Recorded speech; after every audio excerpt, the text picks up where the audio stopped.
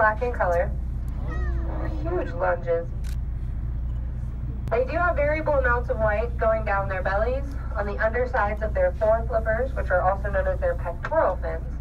And occasionally you can find some white on the undersides of the forked portion of their tails, which are known as their tail flukes. Now this coloration pattern actually does allow for these whales to be camouflaged in the open ocean. Their dark back allows them to blend in with the darker depths of the ocean below them, feeding again. And their light underbelly allows them to blend in with the bright sunlight above them. Oh, this whale's getting tired. Making some noise out of the blowhole now.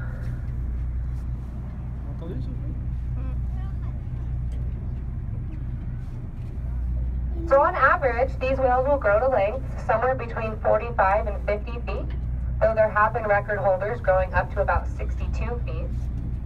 Females are usually 1 to 3 feet longer than the males.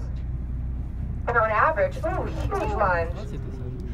So the top of the head was on the left, the bottom jaw was on the right.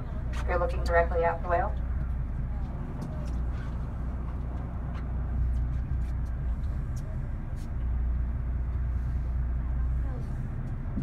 On average, these whales will weigh about a ton in weight per foot in body length. So for a full-grown humpback, that is somewhere between 80,000 and 100,000 pounds. Now the humpbacks do come into Monterey Bay every single year, arriving here as early as about March, leaving here as late as about November. And throughout this entire time, these whales will be engaging in feeding in our very nutrient-rich waters, nearly 24 hours a day, 7 days a week. Ooh, lunging back towards 5 o'clock. Kind of coming our way, too.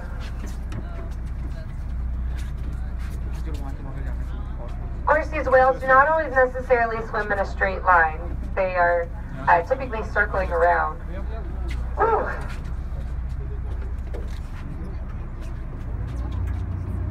So if you see anything that looks like pinstriping on the whale, you'll know that's the underside of the whale's body that you're seeing.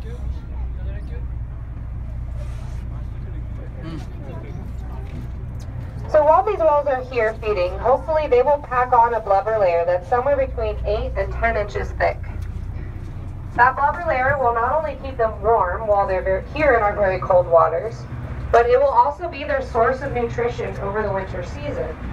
When these whales leave us in November, they head down to the coast of mainland Mexico, which is where they will spend their winter time engaging in their breeding behaviors and giving birth to their calves.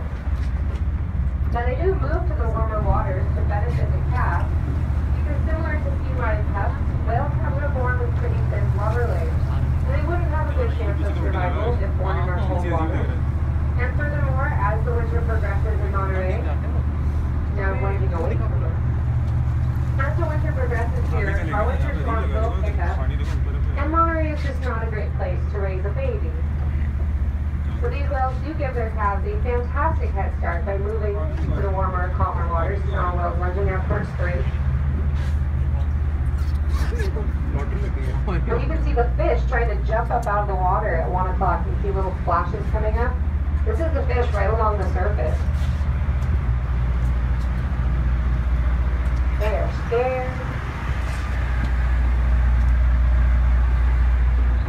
This whale is still lunging out towards about 2:30. So unfortunately, those warmer waters along Mexico do not provide enough food for the adults to actively feed the entire time that they're there. Nor do these adults typically feed along their migration. So a humpback whale may go as much as about 6 to 7 months of every year, essentially starving itself, living solely off of the thick blubber layer that they've built up here in Monterey. So some of these whales may lose as much as about 1/3 of their body weight over the winter season.